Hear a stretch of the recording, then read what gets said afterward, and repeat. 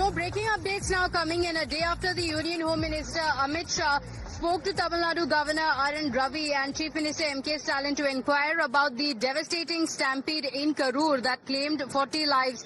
The governor has now sought a detailed report and now seeking a detailed report from the state government, and according to sources the governor has called for a comprehensive account of the tragic incident, including the exact death toll, the number of injured persons, the status of the medical treatment being provided, also asking for a thorough assessment of the security arrangements that were in place for the public rally. So the governor has asked for a detailed report, Dharani. Now, talking about the politics around it and the action that is being taken, very quickly I also want to show you police officials, the police deployment here at this spot as well. The police officials have started arriving here. This area, of course, cordoned off, but police deployment being increased in the area because more and more political leaders are also coming in, crowds also coming in to just have a look at what happened last evening. So people are coming in as well. Let me go across to Dharani as well. Dharani, take us through the details of the report that the governor has sought from the state government.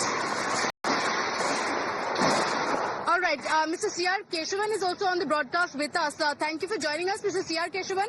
A lot of political blame game is going on what actually happened.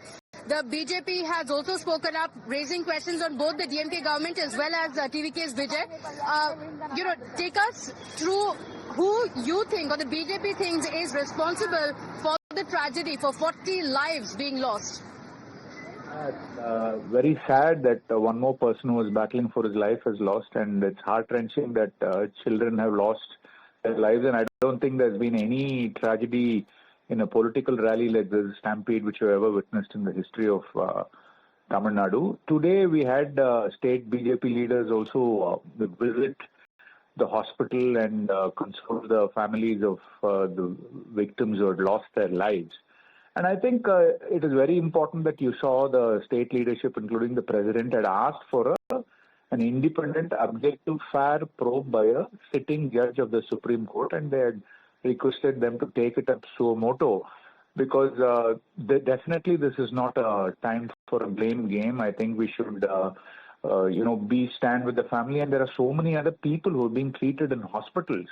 But I think the responsibility and accountability and answerability cannot be evaded, and definitely the responsibility squarely lies on the state government to make adequate arrangements, and they know that and any government should prepare for exigencies when it comes to public meetings, and we would remember. Yes.